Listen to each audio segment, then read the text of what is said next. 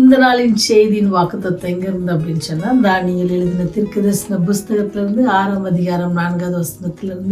அப்பொழுது பிரதானிகளும் தேசாதிபதிகளும் ராஜ்யத்தின் விசாரிப்பிலே தானியேலை குற்றப்படுத்தும்படி முகாந்திரம் தேடினார்கள். ஆனாலும் ஒரு முகாந்திரத்தையும் குற்றத்தையும் கண்டுபிடிக்க அவர்களால் கூட இருந்தது.